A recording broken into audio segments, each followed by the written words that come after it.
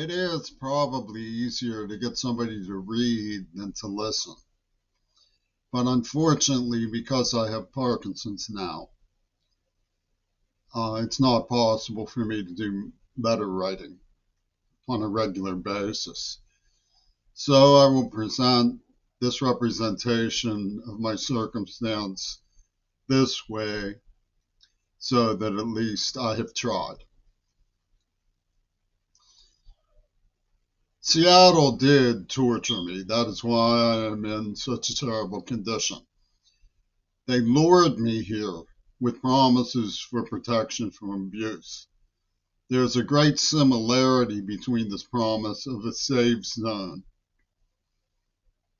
followed by bombing, to what was done to the Gazans by Israel, because the Zionist war machinery is behind both operations.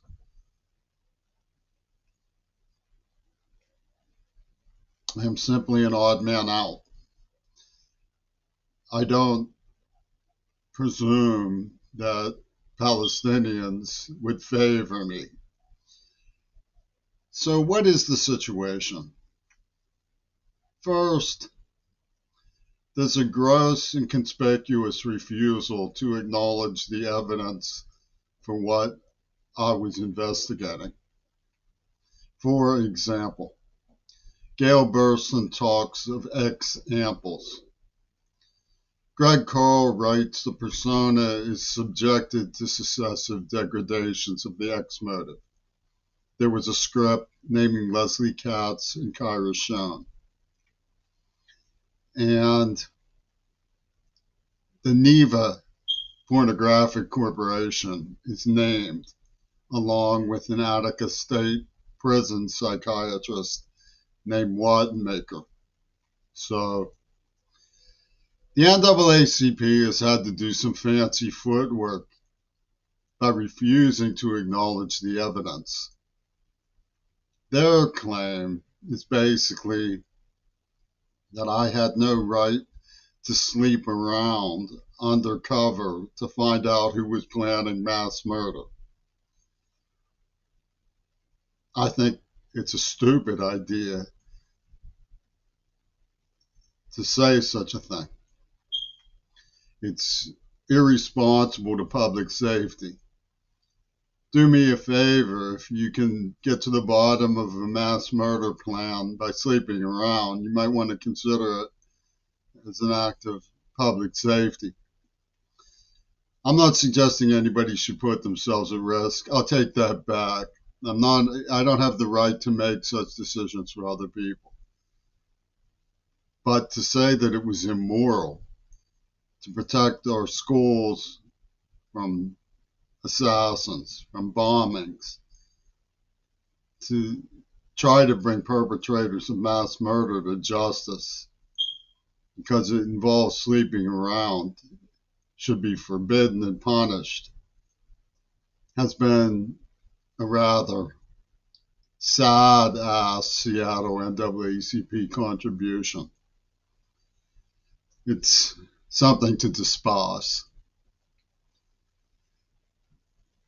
Now, I know that the Green Party took oblique credit for the death of Ryland, my father, a school bus driver who opened the doors for black people in higher education as a calling in his life. And I'm sure that among the people who were signified by Don Know Who, a great deal of gratification came to their souls. One of whom had said to me, if you try to help black people, they will only turn on you. That's perfectly obvious from the nature of UW Dialectical, the dial up arrival, push button, Fight Club routines of Tacoma in Seattle make that perfectly obvious to have been the agenda behind the scenes of Hollywood, Clint Eastwood, Ronald Reagan, Mel Gibson, and the other heavyweights who came in to slam me. They didn't want me to warn people. They didn't want me to be rewarded with recognition of somebody who tried to get evidence, succeeded, and was attacked for it. It's criminally insane to say that I was racist. I was campaigning for divestment, trying to reason with real world African artists. It's much more likely that they just symbolically assassinated me as a white, and they're just persevering on that idea because they can get away with it. They have sponsors, cold-blooded sponsors like Roger Waters and Yoko Ono. It's deranged. I've had 2 or 3 women say they think it's deranged to suggest that I should be to blame for something involving John Lennon, which nobody in their right mind would expect me to have any idea about. Yet, this pernicious idea is used to create an extermination cell out of a senior center by Governor Jay Inslee in the state of Washington from Olympia.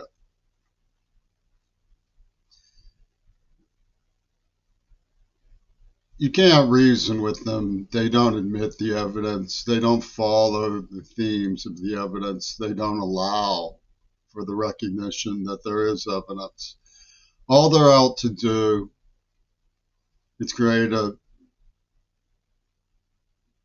extermination cell, so that because one of their psychologists is some sort of deranged pygmy who thinks that sacrificing people is therapy. And of course, it traces to the Zionists. I went public in 1993 and 94 in the campus newspaper at Carnegie Mellon University in large letters saying and showing and sharing and proving that the Israelis at Pitt had a plan to avenge Auschwitz, and they were just going to use whoever was convenient.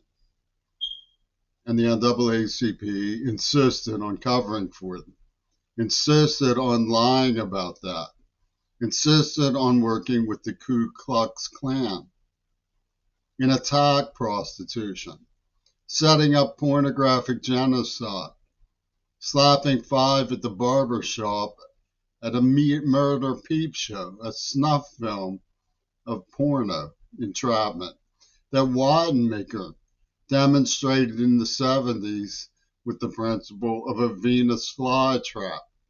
It's no wonder, since they're so accomplished, since they're such collaborators, since they're so complicit in this cruel crime against humanity and against a human being, that they would destroy the evidence, refuse to acknowledge the evidence, masquerade as heroes. Because what's the alternative? Being tried by the Geneva Convention and the Court of The Hague? Seattle's not going to do that. They're not going to allow that. There'll be a stampede of union workers refusing to allow the perpetrators to even be questioned, to even have the evidence reviewed in a public domain. It's as bad as Donald Trump with the NAACP in Seattle. And of course, they're watching each other's backs. They're back to back. They were partners. They're building an arc, and they don't want to change anything. As David Bowie said in his Caligula movie, we don't want to be changed. They don't want to be changed. They like the tax and tax and tax and spend and spend and spend surrealism of the military-industrial complex. And they set up parameters like the one in the Ukraine and the one in Gaza to work their toy machines. They call it lawn mowing. The Russians are cold-hearted, and they're in on it. They were in on it just as surely as Nosferatu was in on it, just as surely as Seattle was in on it. You can't pick sides in a dirty deal like that. You have to look at the evidence. The cold-hearted accomplice that refused to admit the existence of the Texas school book.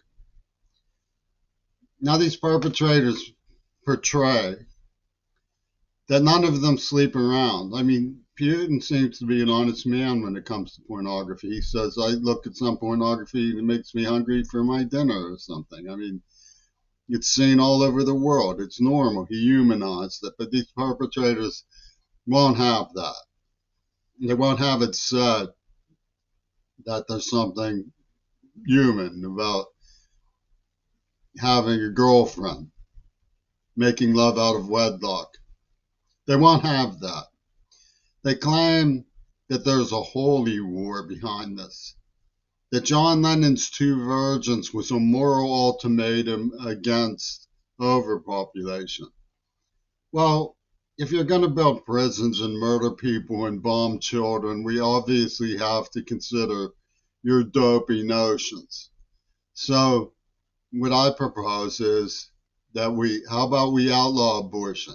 We make it illegal to make love out of wedlock and make it illegal to get married more than once. And everybody agreed to it. The popes, the Pope Carls, the NAACP, the schools, Seattle administration, the ghouls in the queer pervert community.